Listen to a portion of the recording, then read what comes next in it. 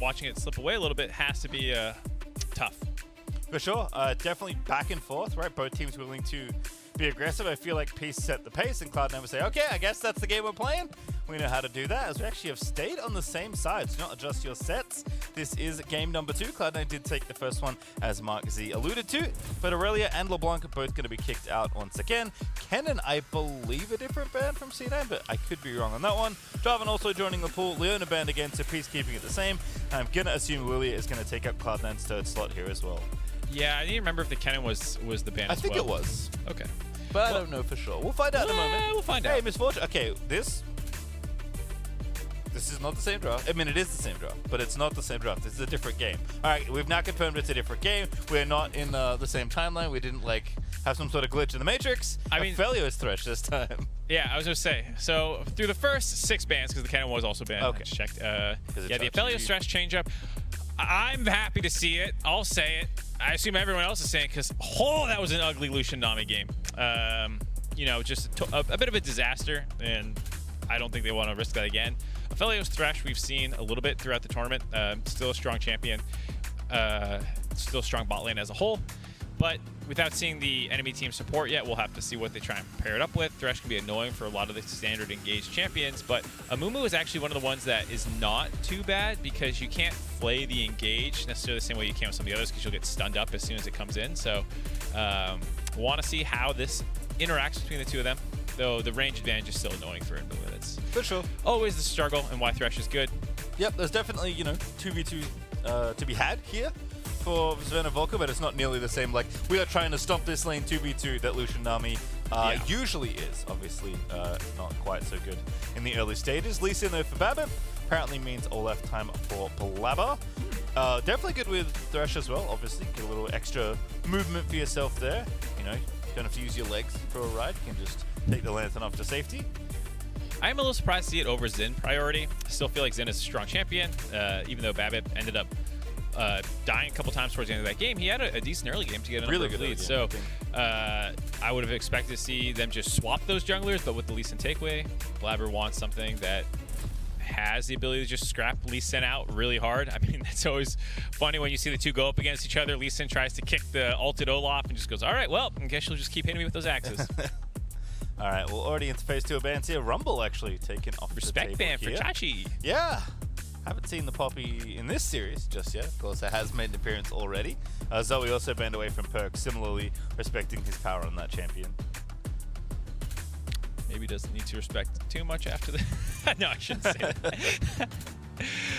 Yeah, and this time the lanes are more matched up. We had the slight difference in the two last time around, where there was the mid lane versus the support position here.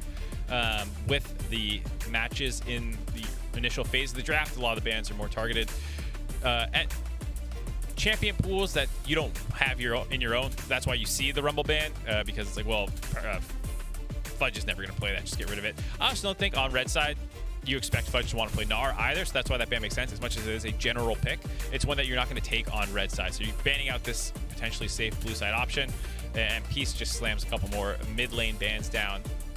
Yeah, Sidra being banned, you know, maybe opens up the Rise. I don't think it's a counter matchup by any means, but Perks obviously looks very good on that champion. Perks is going to take the Rise blind here though, feeling pretty confident there. Can flex it as well if they need to, but is more likely a Fudge champion. Sorry, a Perks champion and a Fudge champion, as Akali is going to run down the clock and be the selection here for Peace. Okay. Let's see what their final pick is. Interesting to see the Akali picked into Rise. Back a little while ago, that was a matchup they'd actually take Rise into because the Spell Flux bouncing off Akali and her Shroud and all that kind of stuff. Maybe with some of the recent changes, it's not quite as potent. Pairing it up with the Shen, though, makes a lot more sense. Tally likes to be a playmaker, likes to play these assassins like we were talking about in the last game, and the Shen gives you a dive buddy and a shield to be a little bit more aggressive. You also have a Mumu and the Lee Sin, so you have basically 4 dive champions with an ultimate on top of it, so very much a dive comp for the side of Peace. With the GP lock-in for Fudge, this is a very kite-back focused comp on the side of C9. Yep. You know, have Vulcan maybe to find some picks, but definitely going to be running around the side lanes a lot here. You know, Blabber's going to be running into smaller fights rather than full-on 5v5s like we saw in the last game. Yeah, the Olaf is a bit awkward in this team comp in the late game, but in the early game, his job is to make sure that he is in the right position to win 2v2s and 3v3s that are going to be breaking out in the lanes, and less about, oh, late game, I'm an Olaf. Well, late game Olaf doesn't do a ton anyways, generally. So here, it's very much when they jump on you to help DPS threats down, the Olaf actually won't probably be charging for the MF. Maybe that's his job. Face plant the MF so she can't just full channel her ult on top of your team. Maybe that's what he's going to be going for. We'll have to see, but that's a question for 25 minutes in the game. Yep. We got to get there first. Yep. And Flowers Olaf is, on form like it has been in the time we've seen it already in the tournament. Then could be rough there in the early game. Also very, I'm always hesitant to talk about Gangplank being a counter pick because yes, this is a spot that is very common where you'll pick him into tanks, and historically, it's been very good, but I feel like Gangplank isn't the kind of champion that absolutely buries a 1v1 matchup. He more just gets so far ahead in gold that it's not very fun to play against. And then he's battling his 20-30 CS lead plus all his keg gold versus whoever. It's funny because GP can do that. Yes. If you don't play the matchups against GP well, you get trial by fire, Q poke spammed, and you get these grass procs on you, and it's very annoying. And suddenly you're at half health, and GP's at full health, and you're scared to contest the wave now, and the barrels build up. So if you do try and walk up to the wave, it barrel chains you, and it can go south very quickly against GP matchups. But if you play it well, you trade well, you're both low health, you're fighting the barrel mini game, then you actually can, get into these kinds of, you're saying, these situations where the GP is mostly just farming and getting that extra gold income because he is always still a late game threat. Definitely trust Chachi, have his handle on the matchup, but this is definitely one of the trickier ones. Not every tank is created equal in the laning phase. Shen is surprisingly good, but I think Gangplank should be very happy here. Both of them are good about beating up other melee matchups for their respective roles as I'm a late game scaling threat as GP, and for Shen to be I'm a global tank thing. Both of them actually do hurt quite a bit if you get the pull through on the blade to get the bonus % health damage for Chachi. That is a key part of the Shen trading pattern. And you can do some nice setups as well. You can see Shen sometimes leak into lane early, put their their sword in the brush behind you, and then when you come to lane, they get the pull through instantly. You can do some tricky stuff like that, but Chachi looks like he's more focused on defending the jungle entrance for Babip. Tally not gonna ward. Oh, Dark actually has a sweeper ready to go. Already put a ward down in the brush. Not gonna use it just yet. And looks like things are going to be nice and calm to start things off. But his opposite side starts, though, both on their blues. A little bit of help there from Chachi. As Fudge meets the wave, no help for Blabber. Doesn't really need it. Maybe even happy to get lower on health as Violet. Straight to the wave. Yep, both bot lanes there right away, so you'll see some contesting, trying to get control of this wave, though you expect it to go in the favor of Aphelios Thresh, the green gun plus the extra range of Vulcan means they can just both be autoing the wave, where it's a little bit harder for a Mumu to help on the push. Such good RNG, always has the green gun level 1. I don't know, man. It's so crazy. Yeah, I know. Wild. Oh, goodness, Aldark at it again. Clan's going to be burnt off. Guardian prop, but Aldark's just flashing in there. Straight in he goes. Bandage Touch charges all out. But Sven's got no summoner spells. Yeah, nice aggression there. I mean, that's one of the ways that you can win the level 1, because like I said, you can't walk up and just hit minions in front of each other, so Aldork uses the brush to get a little bit of control there. And then the double bandage toss. This is something I've been waiting to talk about all weekend. Alrighty. A lot of people talk about the double bandage toss for the extra CC and, the extra gap closing that allows Mumu to stick on targets and stuff. But one of the important things is also just the damage that comes through with it. It did get nerfed a little bit, but on rank 1, you only lose 10 damage. So it goes from 80 to 70 after they added the second charge. It has a 3-second cooldown, so it is spaced out a little bit, but that's a lot of extra damage level 1. On top of the fact the ratio got buffed. Hold on here, this might be a kill. No flash, no cleanse, good hook, Babbitt flashes, and Sven is once again first blooded for Cloud9. Aldork, though, does find the bandage onto Vulcan, but they cannot find the follow-up. This is how you're supposed to play Mumu. Really aggressively, you trade flashes early on, and then your jungler pathing bot to top, or excuse me, top to bot, sets up this level 3 gank that's super easy. Now Vulcan and Sven can't walk up, else they're going to get killed, and they push the wave a little bit early on. So there you see, very easy for them to get that kill. And like I was saying, they also buffed the ratio on the bandage toss going from 70% to 85%. You take double adaptive force for a Mumu's rune choice, so you actually have an insane burst level 1. All right, mid lane now, but Blabber here ready to shadow this gank. Perk's already chunked down Tally, but maybe 3v1's going to be a little too tough. Level 2 there for Aladoric, but that's good enough as Tally is going to flash in. Aladoric will give up his life, but Tally needs to finish up. Perk is going to happen at the end of it all, but it's a trade, and Blabber got the other kill as well. Bit of a disaster there for Peace. They walked into the Rise, tried to fight him, and, you know, Rise, level 2, level 3, pretty scary with the spell fluxes bouncing around. Able to chunk out multiple people, and Olaf just waiting there, able to free hit on multiple members as they dove in. Really good counter gank there from Blabber. Love the attempt from Peace again. Aladar continuing to stay aggressive, which you need to do on the Amumu, but was read there, and Perks was just able to get away with it here. Setting up this really nicely, actually, but again, Blabber being patient. Yeah, just waiting to go in. Then there you see the double bounces between Babip and Aladoric. Blabber absolutely destroys Aladoric and then refocuses onto Babip. And at this point, you know, Babip was saying, oh, I'm going to try and get out of here. I think it would have been a little bit better if they tried to just all focus down, finish off the Rise. You probably all still die, but maybe Tally doesn't have to burn his flash or whatnot. But either way, Cloud9 answer back quite cleanly, getting a 500 gold lead about it. Babip at it again here. Sven still no subs. But Violet already a little too low. Vulcan finds the hook, but now they're going to get out of there. Aladoric finds Bandage 1, but here's Blabber this time. Flashing in, max range Q finds it! As Aladoric will kill Vulcan. The TP coming hot, but now it's the counter TP as Blabber. He just wants blood, he's going in, berserking on everyone! And that is a fatal mistake as he is shut down, but Perk, he's able to take down Babip on the trade, and there's nothing more to come here for Cloud9. Chachi using this teleport down to the bot lane to save that play. Fudge ends up holding his, so he's going to get a little bit of an advantage in the minion wave. The minions were in front of his turret. Chachi had the push on him, so he was able to use that. So very close fight there, and you can see just how touch and go this is. Babip wants to punish, but Blabber does read this. He understands this is a power point right now for Peace Gaming, so he goes down there to try and cover his bot lane. It's very scrappy. It looks like it's still going to be in favor of Cloud9 just with how powerful Olaf is right away. So it's critical that Chachi actually did channel this TP to make it a little bit more even of a trade. Still ends up being 2 for 2 because of that TP. So well done by Chachi to keep that safe. Alrighty, as we come back in, Cloud9 find themselves up a little bit, only 400 gold or so. But we'll see what happens here. Topside players here. Babip is in trouble. Does not have flash and will be killed as Vulcan with a nice roam sets up for Blabber's 3rd kill. There you go.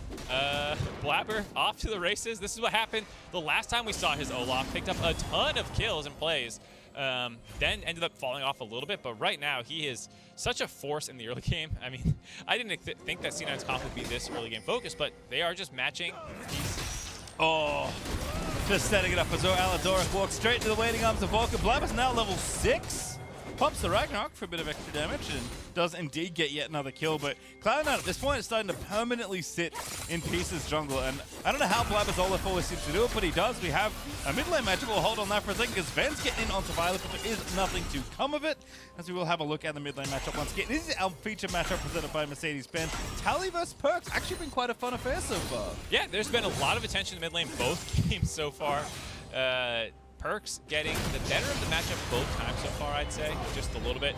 Syndra did have the help of his team, but once he got fed, kind of ran away with it. Tally came back in the game later, but early lane phase went in his favor, and here, yet again, the Akali's struggling early into the Rise like we kind of expected, and the initial ganks thrown that way, all it did was feed Perks some more kills. And Blabber. Sure. 1 and 3 now for the Yeah. Olaf. Gore Drinker done as Perks is working on that first Oh item. my god, a 7-minute Gore Drinker? Yeah. That's disgusting. I mean, I tell you, I don't know how he keeps getting away with it, but he does. Even as a charge like Smite, he's been too busy hitting champions. I don't know if I've seen that in any of the pro games I've watched where the jungler gets his Gore Drinker mythic before finishing his smites. Yeah, actually, I don't think that might be a world's most achievement. I'll have to find out. Blabber's chilling, just hits down the ward, is once again saying, hey, like, don't go into this 2v2 or 3v3 because I'm ready. Maybe the earliest MasterCard noise you'll hear in this tournament.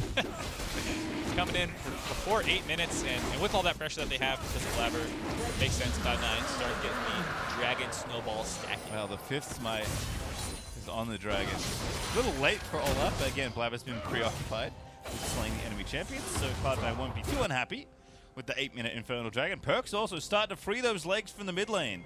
Trot up towards the top side here. Does have the blue buff ready. Chachi a little too far forward. No flash either. This is looking tricky.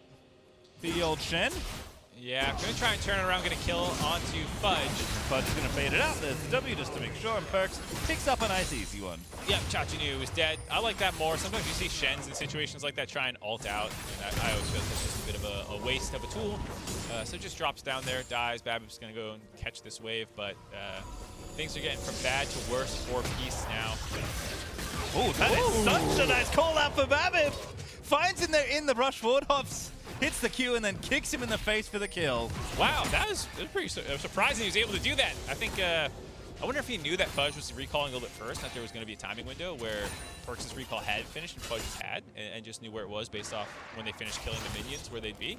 That was a pretty nasty call out. That was really nice. And now Blabber actually 1v3 right now because Tally's rotated up. Ragnarok is popped. Aladoric's just dead, but the Viking will be traded over. That is a much-needed shutdown gold there for Tally. Going back in, tags Volker, but it's the Rift Herald piece really want here. Yeah, I'm a little surprised Blabber went for that. I guess it looked cool that you could 1v3 kill a Mumu who has already died 3 times, but at that point you hand over a fat shutdown. It doesn't stop the objective from going in their favor.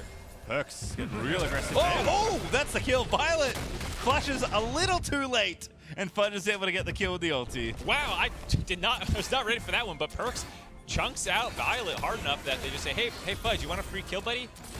Right about here. Makes it happen. As Sven getting some plates down here as well. Cloud9 starting to feel like they're running away with this early game a little bit more. Yes, Blabber ran himself into the Rift Herald pit and died. I'm guessing he blast coned over and was like, oh, I'm committed. I guess I'll just fight instead of running away because using my flash here doesn't feel particularly useful. Why he's in that spot is a different story, but I think once he's in that position, he maybe made the correct play. But Perks is still looking good here at 3-1-3, and plate gold starting to go over. Just feels like Cloud9 building up a pretty big lead. 2,500 gold ahead right now. Yeah, Perks so far having an incredible series.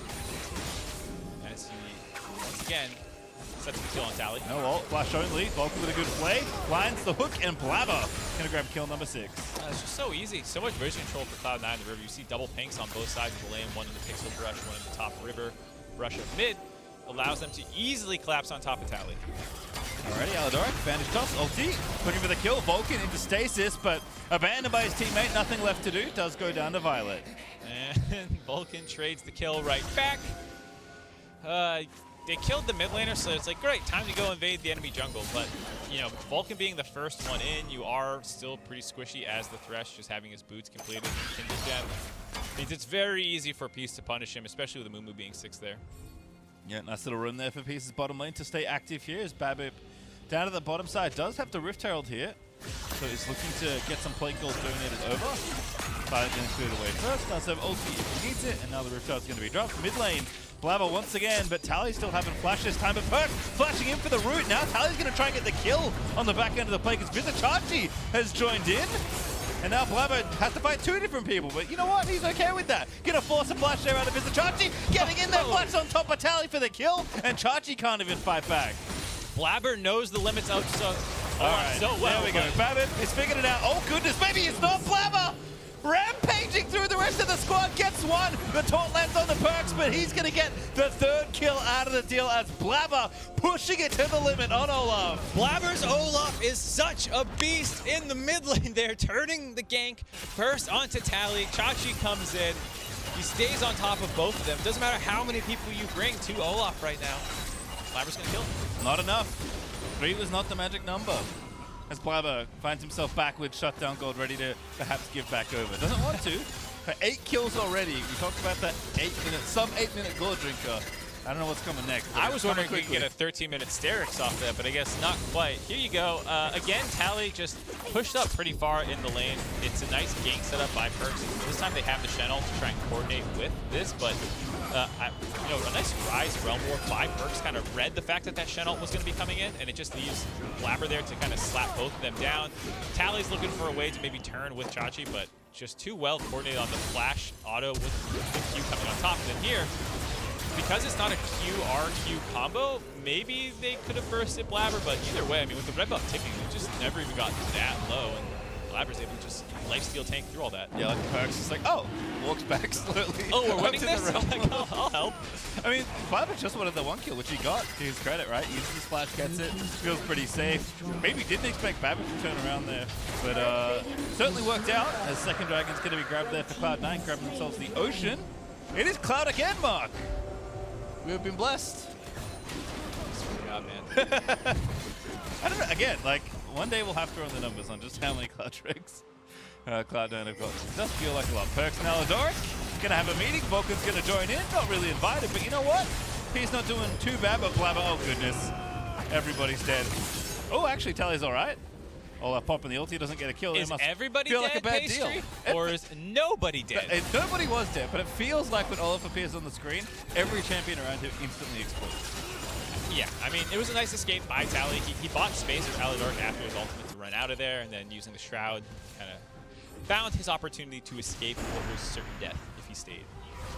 All right, well, disappointing in the lack of body count there in that exchange, but Blabber will be back for more, I'm sure. For Peace, they are going to have to stem the bleeding a little. They are down 6,500 gold, which is definitely rough. Violet not up to the same start, actually going lethality this time around. Build is a bit cheaper, so it's good on that front, but likely just a choice based on the game state in general. But, you know, in the last game, Cloud9 kind of had the lanes that they were looking to win, and Peace were able to fight back. This game definitely feels like, you know, if the plan was to win the early game for Cloud9, that plan is going along swimmingly. Yeah, Cloud9 is absolutely slaughtering this early game. There's really not that many easy ways for Peace to come back into it. We talk about the Shen and Akali combo potentially in side lanes, but Rise is so insanely fed at this point, and GP has his own global to match it that I feel like, you know, Perks is feeling pretty safe if he ever does try and get 1v2 or 2v1s. And in the meantime, your bot lane's super far ahead. After what was a bit of a bad start, it stabilized pretty heavily because of the mid domination and the jungle domination. So from here, they just run around, take the map, turrets, and the last one on the map is the mid outer. Yeah, looks like they're working on this here, but I'm going to move down to get some vision in the enemy jungle. Vulcan, once again, is first on the scene, but he brings a friend with him this time, and now the flash play is going to find Babbitt, no hook, and Blabber will not chase. Fudge going to be the target. Tally going to try and get in there. Shen, of course, going to join the party. Nice little ulti. Chachi lining it up. Fudge does use the flash. I believe he has Orange's left still. He's going to try and dance around. Orange is out of the taunt. Looks for Chachi. Gets the outplay. Finds the first kill. Tally eating the tower shot as Fudge outplays them both for the double. Fudge with the 1v2. I was talking about Perks being the one to pull that off, but Fudge says, don't forget about me. I have a clean GP. And a disaster for Peace. One of the few map plays left that they probably could have tried to force. They did do their best attempt. I think there were a couple mistakes that they made there, and it allows Fudge the opportunity to fight that one out and turn it around. And look, Fudge wasn't massively far ahead, but he's still on the winning team that has a huge gold lead, right? Like, that play is made easier by the fact that he is ahead. But this was still very nice for Fudge. Right, I mean, it starts out fine for Tally. The Shen ult's coming in. Tries to deliver him as close as he can, has to drop turret aggro and wants to do it with the shuriken flip. Because he grabbed turret aggro first, he couldn't kite through the entire situation, so then when Shachi taunts in, there's no immediate follow-up from Tally. Tally also missed his E because of that, so that delayed the sequence long enough, as you see Fudge just kind of giggling at his boys, not able to kill him there. You know, if Tally didn't grab turret aggro and could just follow behind Shachi, they probably get that kill. But that mistake was what cost them and allowed that double kill for Fudge. Yeah, that means we now have Cloud9 up 10,000 gold and had quite a bloody game in our hands here between these two. And like I said, like, yes, that play looks silly, but you have to make those kind of plays when you're PC. Yep. Hold on here. We'll see if they try and make another one. Able to get out there. Just got word from production that it was 21 kills at 15 minutes, I believe, the most at Worlds. I'm not sure if that was this World or World's history. I don't think it's World's history, but that's a lot of kills. Yeah. So, I mean, we expected a bloody series. Game one definitely had, you know, a lot of back and forth, even if it took a little while for maybe the game to ramp up. This has been, you know, very different. But unfortunately for Peace, a bit more one-sided there for Cloud9. They are more than doubling the kills that Peace have right now. Peace, again, to their credit, are still fighting. You have to in this spot. Like, yes, you are throwing, like, good money after bad in some ways, as Blabber's just flashing in. There's a GP ulti there. There's nothing you can do for Violet. Blabber misses an auto, misses an axe. They get the tower out of the deal, but Alidoric finds 2 in the ulti. Bullet time! It's going to turn it back around. You may have wished he killed the MF a little bit sooner, but still, there is just not enough gold to make the difference as the Realm Warp Sven takes out the enemy AD. This is a wallet fight right there Yep. for Cloud9. Doesn't matter how well you play it, you are already 10,000 gold up. Go ahead, miss as many skill shots as you want. You're still going to win it. Cloud9 grab the mid lane turret there as well as 2 kills. Get out scot-free. Alright, well, another 1v1 is brewing. Oh, of course it's a 1v2 because Shun's still there. Perks is level 13, by the way, but he's going to run out of there. Lantern is great there from Vulcan to save his teammate, and Perks does get out. Second, Shen and Kali combo comes up with nil. It's an improvement, though. Last one, you fed them a double kill. Yep. This time around, nothing happens. We're going to watch this one again for the Axe replay. Blabber, he thought Violet was already dead. Yeah, he thought that was going to kill him. Gets out to a range, wants the fadeaway on the Gore Drinker. Yeah, the Gore Drinker. Misses that, then misses the fadeaway actually. At that point, he's like, screw it, I didn't want to kill you anyways. The re-engage attempt was decent by Alidoric to layer in with Violet, but they're just so far behind that it's actually not even much of a threat at all. And C9 just goes, oh, okay, you're still around. We thought you went back to base. They support on top of him and finish him off. Nice one there out of Cloud9. Even if Blabber didn't quite complete the first kill, Perks make sure to finish it there with the Realm Warp. And, you know, we're at one point talking about, you know, the kill scores for Perks and for Blabber, and at this point, it's a little Christmas tree scoreboard there. Everyone's lit up there with some bonus gold. Now, to be fair, if Peace can find those kills or even just those trades, that is gold they'll be more than happy to take away from Cloud9. And when you're this far behind, what is that, 14,000 gold or so? Although Violet's going to chop that down a little bit by taking their first tower of the game. You know, any trade's a good trade at this point. As C9 are going to start Baron on spawn. On spawn, maybe they would have gone for this anyways, but especially after seeing multiple members of Peace down in the bot lane, they're just going to start this one off. Peace has to run all the way across, just now getting the mid lane with the Baron below 50% HP. It's a free Red Bull Baron for Cloud9. Doesn't happen that often, but Cloud9 will take it now in Peace's defense. I don't think they were going to be able to stop them anyway, but Cloud9 make the obvious play. Take the Baron nice and swiftly, and we'll see what they can get done here. Retaining full duration of the buff. Blabber is once again running aggressively towards the enemy team. A literal 1v4. Gordrick is back to full HP. Still not done. Fudge finds the double. Blabber finds 2 as well, and it's Tally, the only one left to not give away the ace. Oh, man, Blabber is feeling himself with the Baron buff, powering him up, charges in, like you said, 1v4, gets a fat Gore Drinker proc, gets the Sterix pop, mauls Violet down, and the rest of Cloud9 eventually back him up. Might be the game here. They'll respawn in time, but at this point, I'm not sure if Cloud9 even wants to back it. They just dive both Nexus turrets. Yeah, already up quite a lot of gold off the back of this Baron buff. Cloud9 going to take 2 inhibs out of the deal, and we'll see what else they want to get done here. Do have money to spend. Doric, lovely look there with the bandage shot. Vulcan going to be the target there. They're going to try and fight the way up. Peace have to do something, but again, the wall is just too big out of Cloud9, as they'll take a double kill there for Sven. Blabber is running down Violet under his own Nexus turrets, and Tally is just left to watch his base crumble to bits, as Cloud9 will take the 2-0 lead in the series. Alidoric with the go next fast engage. There was no MF fault. There was a pretty low chance of winning that fight, so they go ahead, pick it right in front of both their Nexus turrets. No surprise. Goes in Cloud9's favor, and a monstrous answer after game 1 for Cloud9. Yep. They were really struggling in game 1 to get a good foothold in that game. This time around, I mean, from 3 minutes onwards, 4 minutes onwards, as soon as Blabber got his first kill of the game, felt like it was over. Yep, ends with, I believe, topping the kill score there for himself, had 10 kills. At least before they pushed into the enemy base. Probably ending with a couple more. Yeah. Maybe the only player to hit double digits that game, though, which I guess you could kind of tell towards the end there with that very clippable 1v4. Yeah, I couldn't even break that play down. I was just giggling the whole time watching, you know, how fed he knew he was. Peace gonna have to bounce back. We'll see what they try and do in game 3 now with their backs against the wall, facing elimination from play-ins. Do they go red side, blue side? Ball's in their court to decide what to do. All right, we'll have to find out in a moment, but Peace do need to have an answer because Cloud9 are up 2-0. We're going to go to a break, but don't go too far. There's more coverage of Worlds coming right up.